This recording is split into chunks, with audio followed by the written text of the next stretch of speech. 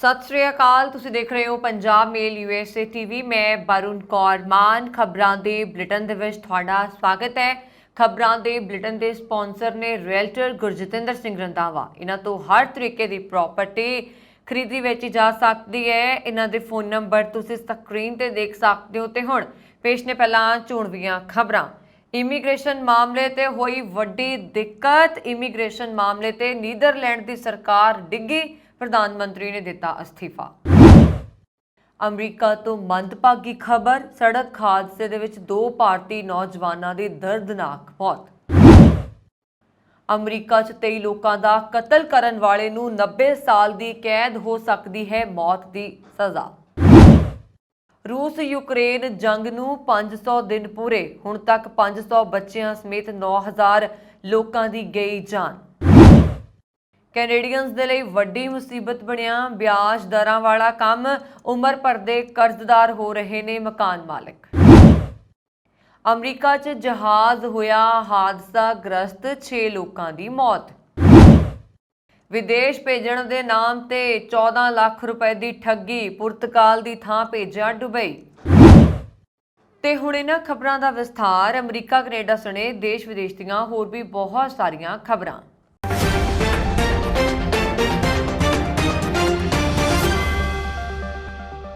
Immigration मामले ते आपसी असहमति कारण 4 पार्टी गठजोड़ दे नाल चल रही नीदरलैंड की सरकार डिग गई है। देश के सब तो लंबे समय तक प्रधानमंत्री रहे मार्क ने अस्तीफा देने तो बाद देश विच हुण इस साल आम चोणां दा सामना करेगा ते रट अते उन्हां दी अगवाई वाली सरकार नवी सरकार बनन तक काम करती रहेगी। अमरीका तो मंदभागी खबर सामने आई। कैलीफोर्निया के सेंट्रल वैली के शहर टेरेसी तो शरीर सुन करन वाली खबर ने पंजाबी भाईचारे नूं गहरे सदमे च पा दिता। जानकारी के मुताबिक शुक्रवार रात 9:45 ते ट्रेसी के मकार्थर बुलेवार्ड ते ग्रैंट लेन रोड ते तेज़ रफ्तार टेस्ला कार फायर हाइड्रेंट नाल टकरा गई, जो बाद विच दरख्त नाल जा बजी ते कार नूं अग लग गई। मिंटां सकिंटां विच कार अग दीआं लपटां विच आ गई अते कार विच सवार 2 भारतीय नौजवान अरविंद राम अते अमरीक सिंह वांदर, जो कि पिंड वांदर कोटकपुरा पंजाब मचदी कार विच जिउंदे झुलस के मौत दे मूँह विच जा पए। इन्हां दी कार ते पिछे इन्हां दे होर दोस्त दूसरी कार विच आ रहे सी, जिन्हां ने अपने दोस्तां नूं बचाउण दे लई बहुत वाह लाई, पर कार लॉक हो गई अते अग दीआं लपटां कारण वो भी कुछ नहीं कर सके अते देखदे ही देखदे सब कुछ खत्म हो गया। गड्डी अरविंद राम चला रहा सी। मरण वाले नौजवान किते दे तौर ते इंजीनियर सी। ये दोवें नौजवान बड़े अगांह वधू सन ते अमरीक सिंह वांदर सिटी की राजनीति विच भी सरगर्म रहिंदा सी। इन्हां नौजवानों की बेवकती मौत कारण ट्रेसी एरिया का पंजाबी भाईचारा गहरे सदमे च है। पुलिस घटना के कारणों की तफ्तीश कर रही है कि किते शराब तां विच इन्वॉल्व नहीं सी। अमरीका विच हर रोज़ गोलीबारी दीआं घटनावां देखण नूं मिलदियां ने। ਲੱਖਾਂ कोशिशों तो बाद भी अजे तक अजिहियां घटनावां ते काबू नहीं पाया जा सकिया। हालांकि सरकार अजिहियां घटनावां नूं अंजाम देण वालियां नाल सख्ती नाल नजिठ रही है। ताज़ा मामला टैक्सस दे नाल संबंधित है, जिथे वॉलमार्ट विच 23 लोगों की हत्या करन वाले व्यक्ति नूं 90 साल की सज़ा सुनाई गई है। इंडिया टुडे की रिपोर्ट के अनुसार दोषी व्यक्ति ने साल 2019 विच एल पास्तो विच समूहिक गोलीबारी की घटना नूं अंजाम दिता सी। फिर उसने वॉलमार्ट के अंदर अन्नेबाह गोलियां चला के 23 लोगों नूं निशाना बनाया। दोषी नौजवान की पछाण पैट्रिक क्रूसियस वजों हुई है, जिसनूं इस साल के शुरू विच दोषी ठहराया गया सी।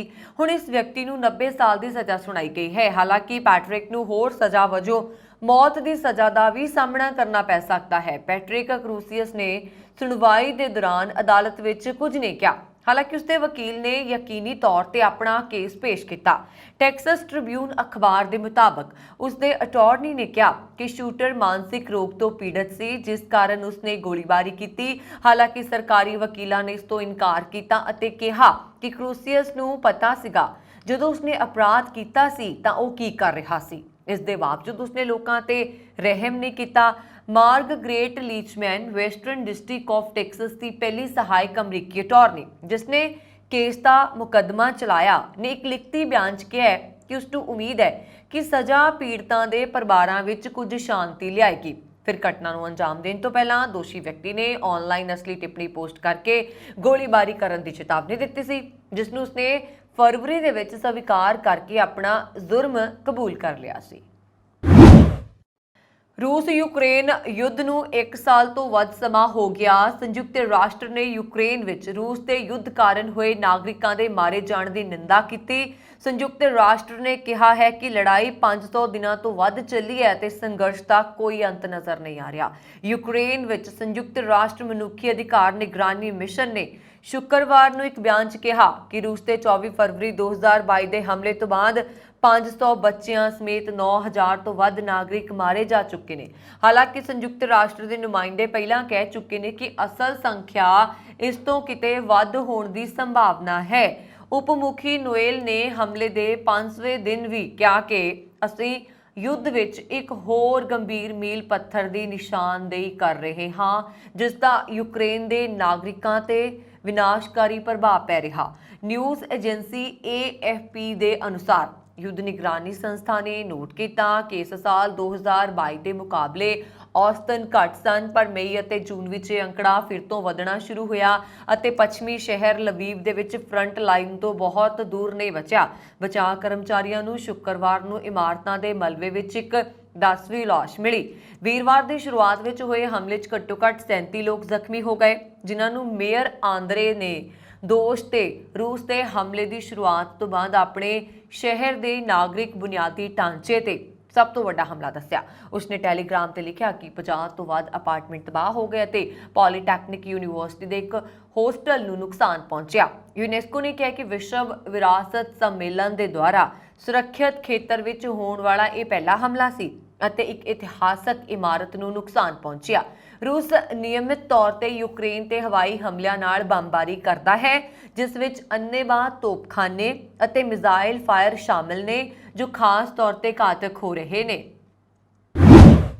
ਕੈਨੇਡਾ ਵਿੱਚ ਘਰ ਖਰੀਦਣਾ ਲਗਾਤਾਰ ਮਹਿੰਗਾ ਹੁੰਦਾ ਜਾ ਰਿਹਾ। ਵਧਦੀਆਂ ਵਿਆਜ ਦਰਾਂ ਦਰਮਿਆਨ ਮਕਾਨ ਖਰੀਦਣ ਦੀ ਚਾਹਤ ਕਾਰਨ ਲੋਕ ਉਮਰ ਭਰ ਦੇ ਕਰਜ਼ਦਾਰ ਬਣ ਰਹੇ ਨੇ। ਜ਼ਿਆਦਾਤਰ ਮਕਾਨ ਮਾਲਕਾਂ ਲਈ ਮੌਰਗੇਜ ਦਾ ਭੁਗਤਾਨ ਕਰਨ ਦਾ ਮਿਆਰੀ ਸਮਾਂ 25 ਸਾਲ ਹੈ। ਦੂਜੇ ਪਾਸੇ ਲਗਾਤਾਰ ਵਧਦੀਆਂ ਵਿਆਜ ਦਰਾਂ ਦੇ ਮੱਦੇਨਜ਼ਰ ਹੁਣ ਕੁਝ ਮੌਜੂਦਾ ਮਕਾਨ ਮਾਲਕ ਆਪਣੀ ਅਮੋਰਟਾਈਜ਼ੇਸ਼ਨ ਦੀ ਮਿਆਦ ਨੂੰ 90 ਸਾਲ ਤੱਕ ਵਧਾ ਰਹੇ ਨੇ। ਅਜਿਹਾ ਕਰਨ ਦੇ ਨਾਲ ਉਹਨਾਂ ਦੇ ਸਥਿਰ ਭੁਗਤਾਨ ਵੇਰੀਏਬਲ ਰੇਟ ਮੌਰਗੇਜ ਵਧਦੀਆਂ ਵਿਆਜ ਦਰਾਂ ਨਾਲ ਆਪਣੇ ਆਪ ਅਨੁਕੂਲ ਹੋ ਜਾਂਦੇ ਨੇ। ਮੌਰਗੇਜ ਦੇ ਦਲਾਲ ਰੌਨ ਨੇ ਕਿਹਾ ਕਿ ਅਸੀਂ 60 ਸਾਲ 70 ਸਾਲ ਜਾਂ 90 ਸਾਲਾਂ ਤੱਕ ਸੌਦੇ ਹੁੰਦੇ ਦੇਖ ਰਹੇ ਹਾਂ। ਕੁਝ ਵੱਡੇ ਬੈਂਕਾਂ ਵਿੱਚ ਜ਼ਿਆਦਾਤਰ ਗਿਰਵੀਨਾਮੇ ਨੂੰ ਮਿਆਦ ਵਧਾਇਆ ਜਾ ਰਿਹਾ ਹੈ। ਇਸ ਦੇ ਨਾਲ ਹੀ ਘਰ ਦੇ ਮਾਲਕ ਚਿੰਤਿਤ ਹੋ ਰਹੇ ਨੇ। ਮਾਹਿਰਾਂ ਦਾ ਕਹਿਣਾ ਹੈ ਕਿ ਗਿਰਵੀਨਾਮੇ ਦੀਆਂ ਦੋ ਕਿਸਮਾਂ ਨੇ, ਇੱਕ ਹੈ ਵੇਰੀਏਬਲ ਰੇਟ ਫਿਕਸਡ पेमेंट मोटरगेज ਅਤੇ ਦੂਜਾ ਹੈ ਐਡਜਸਟੇਬਲ ਰੇਟ ਮੋਰਟਗੇਜ। ਇੱਕ ਫਲੋਟਿੰਗ ਭੁਗਤਾਨ ਹੁੰਦਾ ਹੈ ਜੋ ਪ੍ਰਾਈਮ ਰੇਟ ਵਿੱਚ ਤਬਦੀਲੀਆਂ ਨਾਲ ਵੱਧਦਾ ਜਾਂ ਘਟਦਾ ਹੈ। ਦੱਖਣੀ ਕੈਲੀਫੋਰਨੀਆ ਵਿੱਚ ਸ਼ਨੀਵਾਰ ਨੂੰ ਇੱਕ ਜਹਾਜ਼ ਹਾਦਸੇ ਵਿੱਚ 6 ਲੋਕਾਂ ਦੀ ਮੌਤ ਹੋ ਗਈ। ਇਹ ਹਾਦਸਾ ਲਾਸ ਏਂਜਲਸ ਅਤੇ ਸੈਨ ਡਿਆਗੋ ਵਿਚਕਾਰ ਕੈਲੀਫੋਰਨੀਆ ਦੇ ਮੁਰੀਏਟਾ ਸ਼ਹਿਰ ਦੇ ਹਵਾਈ ਅੱਡੇ ਦੇ ਨੇੜੇ ਵਾਪਰਿਆ। KTLA TV ਸਟੇਸ਼ਨ ਦੀ ਖਬਰ ਦੇ ਅਨੁਸਾਰ ਜਹਾਜ਼ ਨੇ ਲਾਸ ਵੇਗਾਸ ਤੇ ਹੈਰੀ ਰੀਡ ਅੰਤਰਰਾਸ਼ਟਰੀ ਹਵਾਈ ਅੱਡੇ ਤੋਂ ਉਡਾਣ ਭਰੀ ਸੀ। ਫੈਡਰਲ ਐਵੀਏਸ਼ਨ ਐਡਮਿਨਿਸਟ੍ਰੇਸ਼ਨ ਦੇ ਅਨੁਸਾਰ ਇਹ ਸੇਸਨਾ C550 ਵਪਾਰਕ ਜਹਾਜ਼ ਸੀ।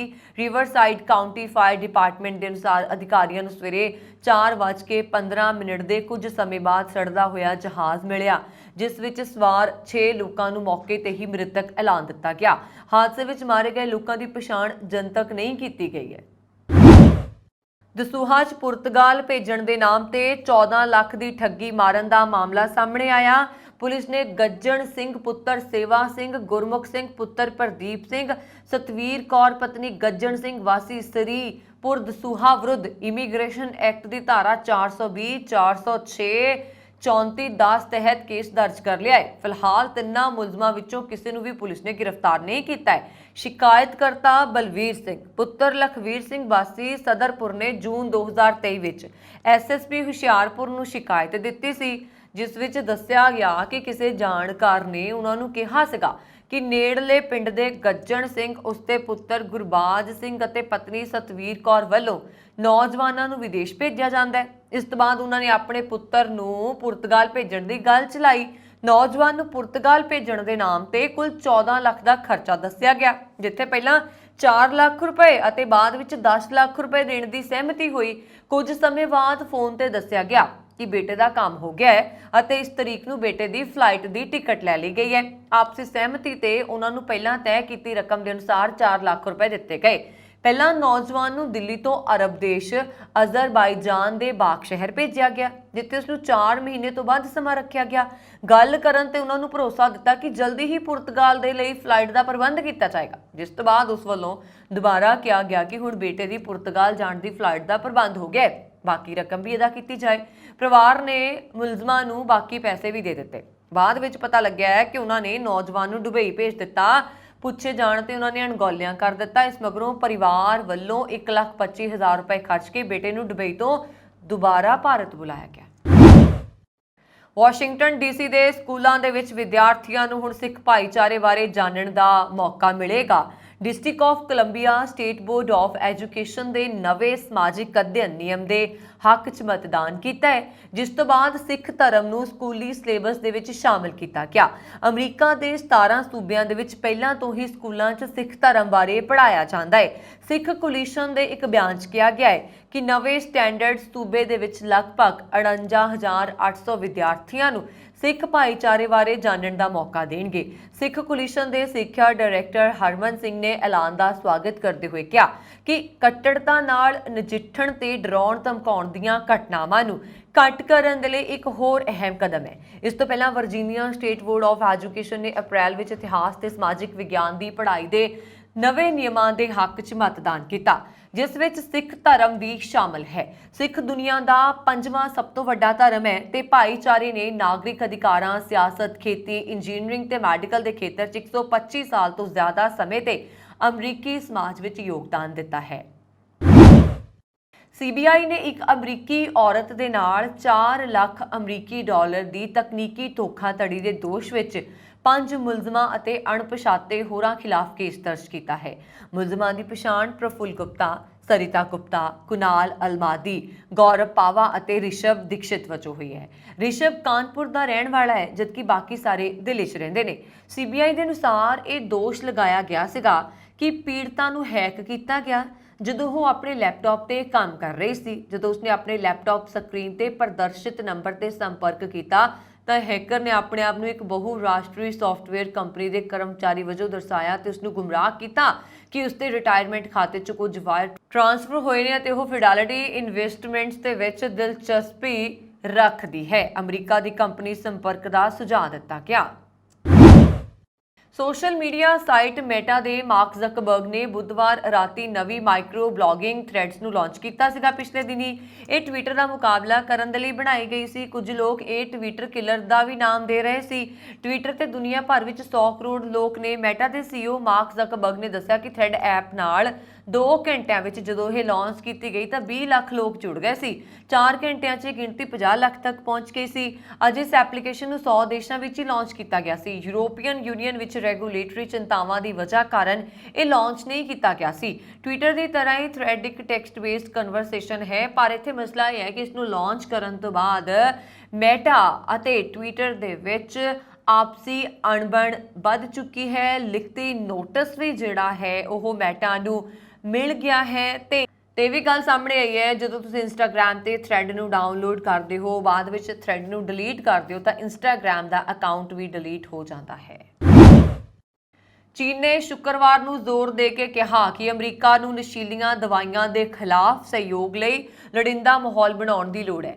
ਚੀਨ ਨੇ ਇਹ ਟਿੱਪਣੀ ਅਮਰੀਕਾ ਦੇ ਇਹਨਾਂ ਦੋਸ਼ਾਂ ਦੇ ਵਿਚਕਾਰ ਕੀਤੀ ਹੈ ਕਿ ਬੀਜਿੰਗ ਨੇ ਦਰਦ ਨਿਵਾਰਕ ਫੈਂਟੈਨਲ ਦੇ ਨਿਰਮਾਣ ਵਿੱਚ ਵਰਤੇ ਜਾਣ ਵਾਲੇ ਰਸਾਇਣਾਂ ਦੇ ਉਤਪਾਦਨ ਅਤੇ ਵਿਕਰੀ ਨੂੰ ਰੋਕਣ ਲਈ ਕਾਲਾ ਨੂੰ ਨਜ਼ਰਅੰਦਾਜ਼ ਕਰ ਦਿੱਤਾ ਹੈ। ਇਸ ਦਵਾਈ ਦੀ ਆਦਤ ਨੂੰ ਬਹੁਤ ਖਤਰਨਾਕ ਮੰਨਿਆ ਜਾਂਦਾ ਹੈ। ਚੀਨੀ ਵਿਦੇਸ਼ ਮੰਤਰਾਲਾ ਦੇ ਬੁਲਾਰੇ ਵਾਂਗ ਨੇ ਆਪਣੀ ਰੋਜ਼ਾਨਾ ਪ੍ਰੈਸ ਕਾਨਫਰੰਸ 'ਚ ਕਿਹਾ ਕਿ ਚੀਨ ਨਸ਼ੀਲੀਆਂ ਦਵਾਈਆਂ ਦੇ ਖਿਲਾਫ ਅੰਤਰਰਾਸ਼ਟਰੀ ਸਹਿਯੋਗ ਵਿੱਚ ਇੱਕ ਸਰਗਰਮ ਭੂਮਿਕਾ ਨਿਭਾਉਂਦਾ ਹੈ ਅਤੇ ਨਸ਼ੇ ਦੇ ਖਿਲਾਫ ਲੜਾਈ ਦੀ ਆੜ ਵਿੱਚ ਦੂਜੇ ਦੇਸ਼ਾਂ ਦੇ ਖਿਲਾਫ ਦੋਸ਼ਾਂ ਅਤੇ ਇੱਕ ਤਰਫਾ ਪਾਬੰਦੀਆਂ ਦਾ ਮਜ਼ਬੂਤੀ ਨਾਲ ਵਿਰੋਧ ਕਰਦਾ ਹੈ। ਉਹਨਾਂ ਨੇ ਕਿਹਾ ਕਿ ਅਸੀਂ ਅਮਰੀਕਾ ਨੂੰ ਠੋਸ ਕਦਮਾਂ ਰਾਹੀਂ ਆਪਣੀਆਂ ਗਲਤੀਆਂ ਨੂੰ ਸੁਧਾਰਨ ਅਤੇ ਨਸ਼ੀਲੀਆਂ ਦਵਾਈਆਂ ਦੇ ਵਿਰੁੱਧ ਲੜਾਈ 'ਚ ਦੋਵਾਂ ਦੇਸ਼ਾਂ ਦਰਮਿਆਨ ਸਹਿਯੋਗ ਲਈ ਲੋੜੀਂਦਾ ਮਾਹੌਲ ਬਣਾਉਣ ਦਾ ਸੱਦਾ ਦਿੰਦੇ ਹਾਂ।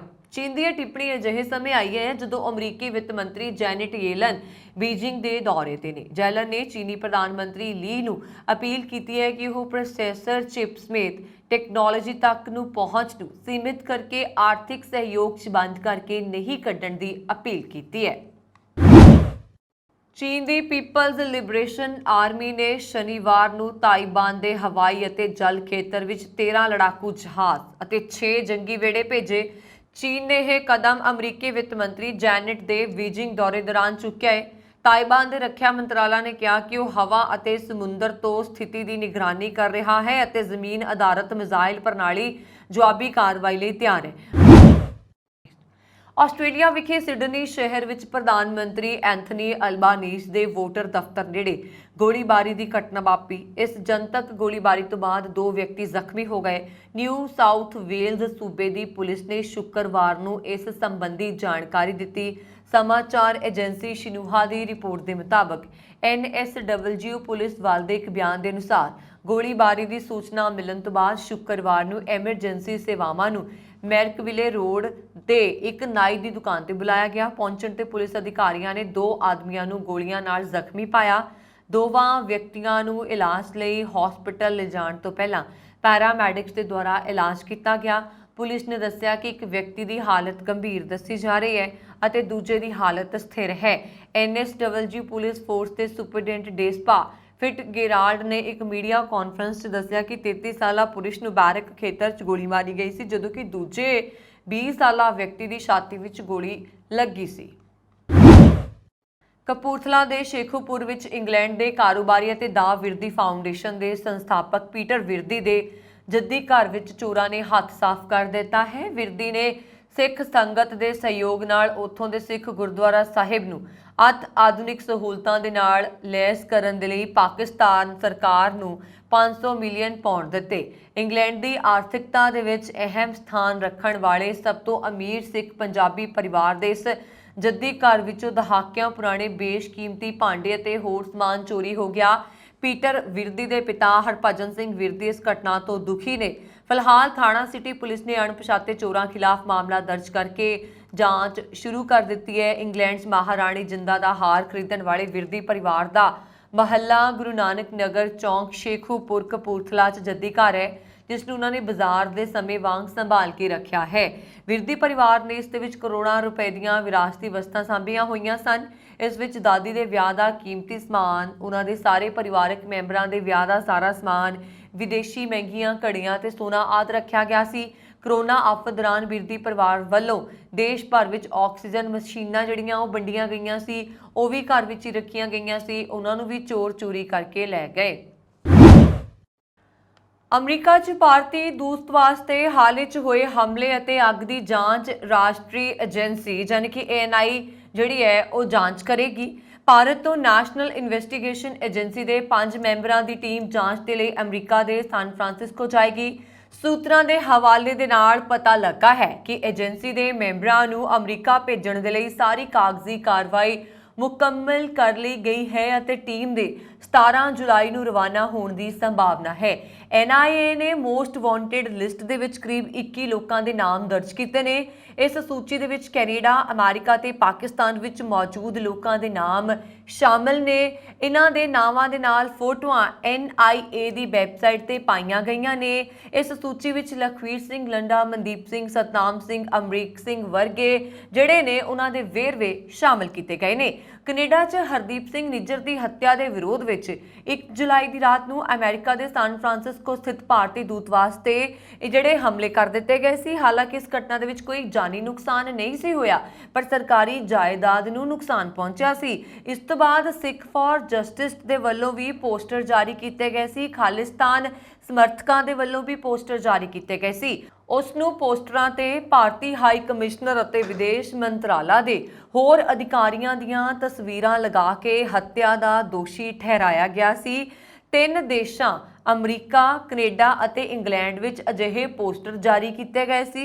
ਇਸ ਦੇ ਨਾਲ ਹੀ ਇਹ ਵੀ ਲਿਖਿਆ ਗਿਆ ਸੀਗਾ ਕਿ ਨਿੱਜਰ ਦੇ ਕਤਲ ਦੇ ਵਿਰੋਧ ਵਿੱਚ 8 ਜੁਲਾਈ ਨੂੰ ਕੈਨੇਡਾ ਦੇ ਮੌਲਟਨ ਵਿੱਚ ਇੱਕ ਫਰੀडम ਰੈਲੀ ਕੀਤੀ ਜਾਏਗੀ। ਜ਼ਿਕਰ ਕਰ ਦਈਏ ਕਿ ਨੈਸ਼ਨਲ ਇਨਵੈਸਟੀਗੇਸ਼ਨ ਏਜੰਸੀ ਦੇ ਮੈਂਬਰ ਅਮਰੀਕਾ ਦੇ ਸੈਨ ਫਰਾਂਸਿਸਕੋ ਪਹੁੰਚ ਕੇ ਇਹ ਪਤਾ ਲਗਾਉਣ ਦੀ ਕੋਸ਼ਿਸ਼ ਕਰਨਗੇ ਕਿ ਭਾਰਤੀ ਦੂਤਵਾਸ ਤੇ ਹਮਲੇ ਪਿੱਛੇ ਖਾਲਿਸਤਾਨੀ ਸਮਰਥਕ ਹੀ ਸਨ ਜਾਂ ਕਿਸੇ ਹੋਰ ਭਾਰਤ ਵਿਰੋਧੀ ਸ਼ਕਤੀ ਦਾ ਹੱਥ ਸੀ।